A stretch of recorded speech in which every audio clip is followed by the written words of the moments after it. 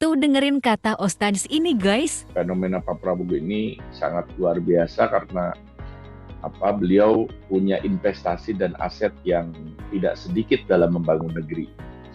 Ya, jadi beliau sudah teruji, bahkan kita menginginkan adanya pandangan objektif yang jauh dari opini-opini yang nyinyir ya. Terutama kemudian pasca debat kemarin saya mengamati ya, terutama di kalangan grassroots di umat itu banyak ya nyinyiriun wal nyinyiriat gitu ya. Artinya tidak memandang itu sebagai dalam sebuah opini yang objektif gitu ya. Skakmat ini dan itu dan lain sebagainya itu banyak sekali terjadi, dan ini bisa jadi hasutan yang liar. Betul saya bilang bahwa kita harus menikmati perbedaan ini dengan dalam khazanah rumah kebangsaan. Ya, jadi tidak hanya melihat dari satu segi, satu perspektif ataupun satu sisi saja.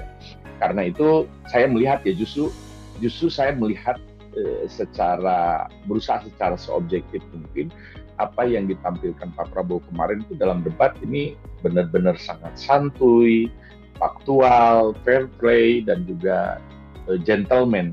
Dan yang tidak kalah pentingnya Ustadz adalah beliau juga apresiatif. Artinya selalu memberikan apresiasi terhadap mereka yang sudah banyak memiliki aset dan investasi pengabdian, ya, baik itu di masa lalu ataupun masa kini yang tengah berjalan. Dan ini saya kira perlu. Karena apa? Karena oposisi yang kemudian dilakukan oleh teman-teman di bawah ketika berbeda, saya melihat ini mereka itu oposisinya sangat absurd gitu loh. Artinya mereka berbeda pandangan kemudian dengan banyak menghasut, memburuk-burukan pihak lain yang berbeda pilihan. Saya kira ini tidak kondusif, tidak jujur, dan juga tidak objektif. Ya, kita memandang justru kemarin itu Pak Prabowo memberikan beberapa beberapa narasi yang sangat penting. Saya melihatnya tadi itu dalam perspektif integral itu, secara filosofis beliau juga mengandalkan visi misinya tentang hukum dan korupsi.